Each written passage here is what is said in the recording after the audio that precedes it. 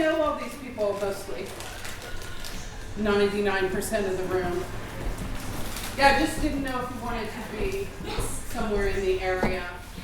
Just in case. Okay, is that good? Okay. Well, hi and welcome to Eastside Gallery's Artist Talk. Eastside Artist Gallery, I should use the whole name. We're at 313 East Patrick Street in Frederick, so come on by. I have given artist talks before, and I always start with this line. My mother was a poet, and the reason I say that is because then people are like, oh, sort of sparks their interest. But this show, being a show of my work and the artists who have worked with me as students, it's really important because I feel like my mother was a poet, and so she got it. My sister got to be an actress. I got to be an artist. People in my family are writers by profession, going a couple generations back. And so I got to go to art school. And the thing is, a lot of other people didn't get to go to art school. So I feel very like a calling to say, people who want to learn art, we can go on YouTube, you can go all over the place, you can follow tutorials, you can read books, but there might be missing pieces. If you didn't go to art school, you didn't have the rotten teacher I had who dumped coffee on my work and told me, well, you're just gonna have to learn to deal with. But what I mean is, they don't throw you the curveballs. They don't say, it's coffee and colored pencil night. I'm not gonna tell you what we're gonna draw tonight. You're gonna find out when you get there. Or some other missing piece of the puzzle. Let's all learn about negative space. What's that? You don't go hunting on YouTube for the video about something you never heard of. So I like to be able to fill in the blanks for people when I teach them. And so looking at them work, I also like to let everybody do their own thing. We might be doing seal mommy and babies, but I have several different seal mommy and babies, so even if we did a show of them, everybody did their own. And if I look at some of the work that we've done, like I make my students draw, the camera's facing this way, so I'm putting out mine, from a master's painting, and there's several on the wall here from them, and having to use colored pencil like paint. Somebody didn't tell you that if you just went searching on YouTube for, I can learn to draw, I can teach myself.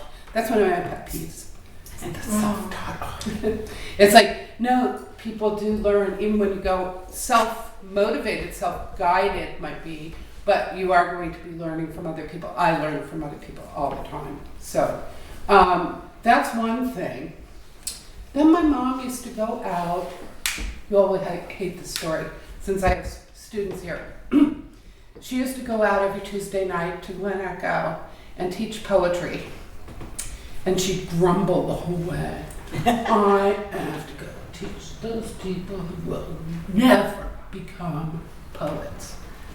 So I grew up with that, and things like those who can do and those who can't teach. And other wonderful things that people say to stunt your growth as a human being. The fact is, I want to write an article, and it's called Those Who Can Do Teach. So my mom, I think, missed the point, and I got it one day when I was still teaching painting in my little townhouse in Sugar Land in Sterling. This woman was painting this god-awful painting that would, like if you hung it in the closet, that would be too good for it. But she was loving this experience. She was mixing the paint, she was standing back from it, and I thought, even if she stinks, she's having this Rembrandt moment. She is going through the same process, she is learning something, and there was such joy in whatever she was doing, even though, God gives to some with a shovel and some with a little teaspoon.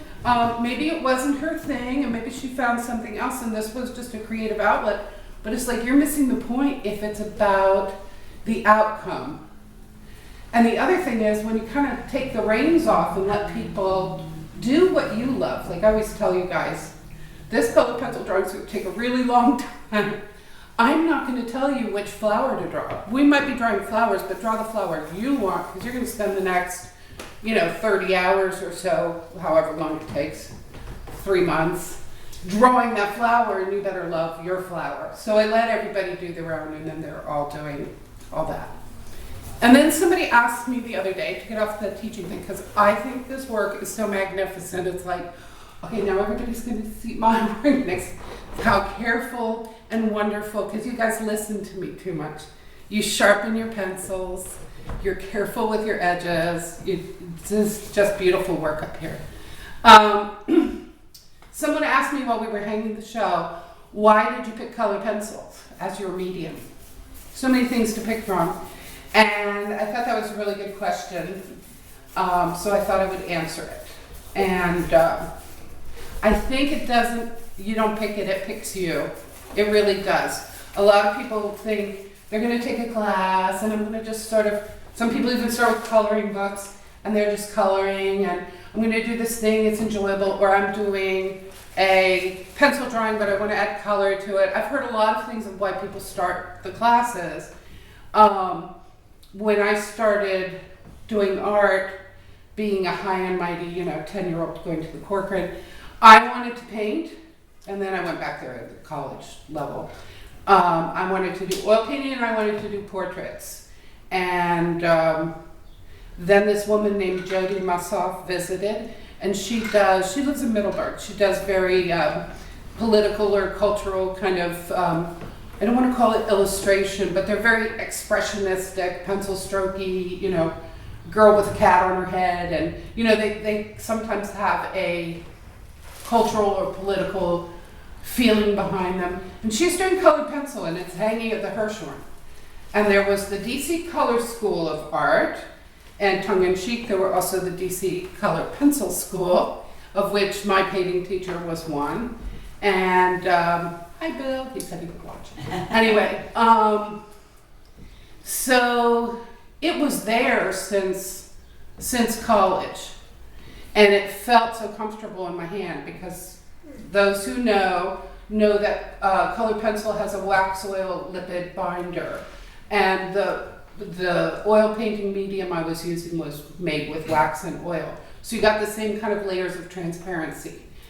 The thing was, in the old days before alkyd mediums, you had to wait 3 days to work on your painting again. So you would always keep 3 going. This is my Monday painting, my Tuesday painting, my Wednesday painting. Thursday you can go back to your Monday painting again. There's no waiting with color pencil. So as long as you guys think it takes to draw with a tiny little pencil point versus a big brush to get all our little detail, there's no waiting for layers. So to an oil painter, there's this immediacy of color pencil. I can do the next layer now. Like, I just did the first layer and I can go right to the next layer.